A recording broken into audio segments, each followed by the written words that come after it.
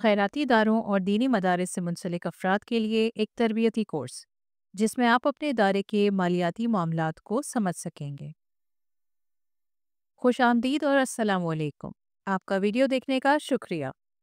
ہم نے اس کورس کو مختصر اور جامع حصوں میں تقسیم کیا ہے تاکہ آپ خیراتی اداروں سے جڑے تمام لین دین کے معاملات کو بخوبی سمجھ سکیں۔ ہم نے اس سے پہلے کی ویڈیو میں سمجھایا تھا کہ آپ کس طریقے سے خیراتی اداروں کے لیے شفافیت اور جواب دہانہ انداز میں فنڈز جمع کر سکتے ہیں۔ آج کی ہماری ویڈیو کا موضوع ہے کہ آن لائن اور بیرون ممالک میں نقد جمع کرنے کے کیا ذرائع ہو سکتے ہیں، اور مقامی طور پر آمدنی اور فنڈز جمع کرنے کے سلسلے میں کم از کم داخلی حفاظتی کنٹرول اور مالیاتی انتظام کی ضروریات کیا ہیں۔ اس کے ساتھ ہم آپ کو بتائیں گے وہ بہترین طریقے، یعنی جس کے ذریعے آپ آمدنی کی تکمیل کو یقینی بنا سکیں۔ واضح رہے کہ خیراتی ادارے مہیا حضرات اور مستحقین اور مستفید افراد کے درمیان ایک امانت کا کردار ادا کرتے ہیں، لہٰذا امانت کے تقاضوں کو بھی پیش نظر رکھنا ضروری ہے۔ لہٰذا اولین معاملہ تکمیل آمدنی کا ہے، یعنی جو بھی فنڈز جمع ہوئے ہیں وہ مرکزی ریکارڈ میں آ جانے ضروری ہیں۔ کم سے کم اندرونی کنٹرول اور مالیاتی انتظام کی ضروریات۔ اس میں سب سے پہلے آ جاتا ہے فرائض کی علیحدگی۔ فرائض کی علیحدگی کو ہم مختلف طریقوں سے سمجھیں گے، جس میں سب سے پہلے ہم بات کریں گے نقد ہینڈلنگ کی۔ خیراتی ادارے یا دینی مدارس میں اس بات کو یقینی بنائیں کہ ہر کام کو مختلف افراد میں تقسیم کیا گیا ہو، جیسے کہ نقد رقم کو جمع کرنے اور ریکارڈ کرنے کی ذمہ داری الگ الگ افراد پر عائد ہوتی ہے۔ اس طرح غلطیوں کے امکانات کو کم کیا جا سکتا ہے۔ اس کے ساتھ ساتھ جہاں ممکنہ دھوکہ دہی کے خطرات ہوں اسے بھی کم کیا جا سکتا ہے۔ اسی میں دوسری چیز آ جاتی ہے ریکارڈ کیپنگ۔ جس طرح نقد کی ہینڈلنگ کی ذمہ داری الگ الگ افراد پر عائد ہوتی ہے، اسی طرح علیحدہ اہلکاروں کو لین دین کی ریکارڈنگ اور بینک سٹیٹمنٹ کی مصالحت یعنی بینک ریکنسلیشن کو سنبھالنا چاہیے۔ اگلا پوائنٹ یہاں پہ آتا ہے دستاویز سازی اور ریکارڈ رکھنا، جس میں ہم بات کرتے ہیں سب سے پہلے تفصیلی ریکارڈ کی۔ خیراتی اداروں اور دینی مدارس میں لین دین کے معاملات کو انتہائی ذمہ دارانہ انداز میں سر انجام دینے کی ضرورت ہوتی ہے، اس لیے تمام آمدنی کے لین دین کے مکمل اور درست ریکارڈ کو برقرار رکھیں، بشمول نقد رسیدیں، جریدے یا بینک ڈپازٹ سلپس۔ اس کے علاوہ آن لائن ادائیگی کے ریکارڈ، مثلاً transaction I D, time stamp اور ڈونر کی معلومات، یا عطیہ دہندگان کو جاری کی گئی رسیدیں اور موصولہ غیر ملکی فنڈز کے ریکارڈ، جس میں آ جاتے ہیں فنڈز حاصل کرنے کے ذرائع، رقم اور ان کا مقصد۔ اس کے علاوہ آپ کو خیال رکھنا ہوگا معاون دستاویزات کا۔ ادارے میں کیے گئے تمام لین دین کے لیے معاون دستاویزات کو برقرار رکھیں، جیسے رسیدیں، معاہدے اور عطیہ دہندگان کے معاہدے۔ اگلی چیز ہم دیکھتے ہیں کیش ہینڈلنگ کے طریقہ کار، جس میں ہم سب سے پہلے بات کرتے ہیں نقد کنٹرول کی۔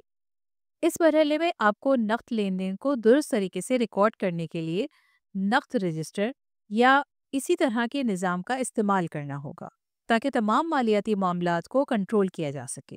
نقد اور نقل و حمل میں نقد رقم حاصل کرنے کے طریقہ کار کو نافذ کریں۔ جب ہم کیش ہینڈلنگ کے طریقہ کار کی بات کرتے ہیں تو اس میں اگلی چیز آ جاتی ہے بینک ڈپازٹ۔ اس بات کو ہر ممکن یقینی بنائیں کہ تنظیم کے بینک کھاتے میں فوری طور پر نقد رقم جمع کرائی جائے۔ کسی بھی قسم کے تضاد کی شناخت اور تفتیش کے لیے بینک کے بیانات کو باقاعدگی سے مرتب کیا جائے۔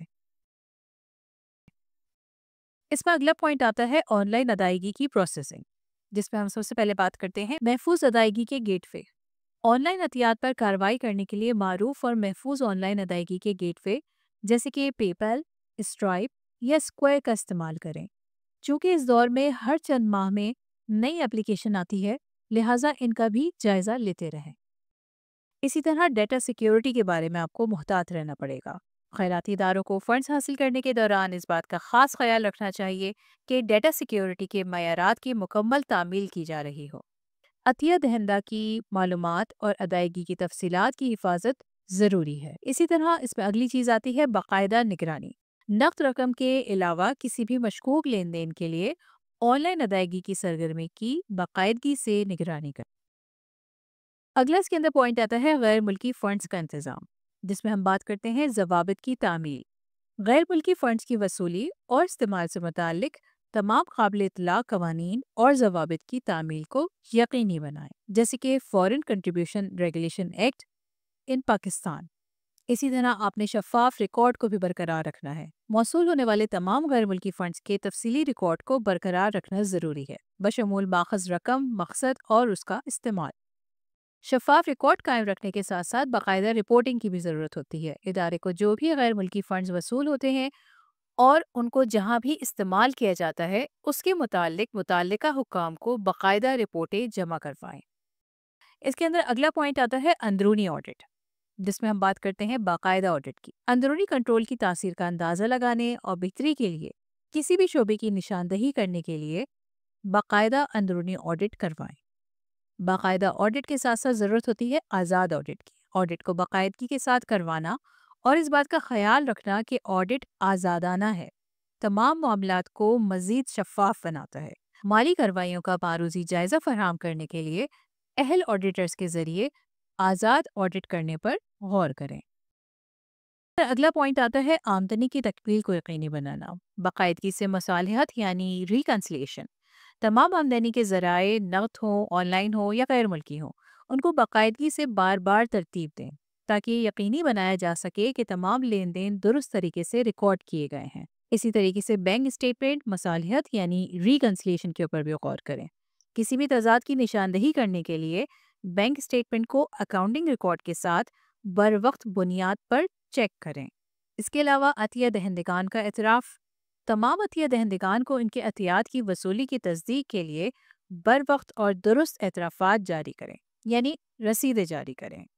باقاعدگی سے جائزے۔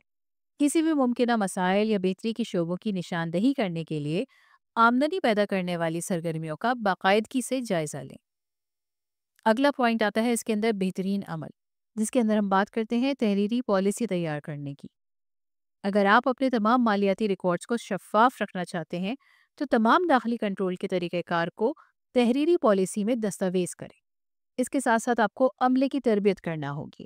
تمام عملے کے ارکان کو تنظیم کی مالیاتی پالیسیوں اور طریقہ کار کے بارے میں تربیت فراہم کریں۔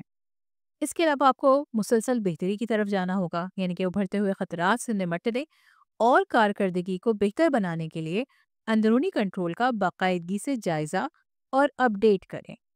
اس کے ساتھ ساتھ آپ کو پیشہ ورانہ مشورہ حاصل کرنا ہوگا، یعنی مالی انتظام اور متعلقہ قوانین و ضوابط کی تعمیل کے بارے میں رہنمائی کے لیے اہل اکاؤنٹنٹس اور قانونی پیشہ ور افراد سے مشورہ ضرور لیں۔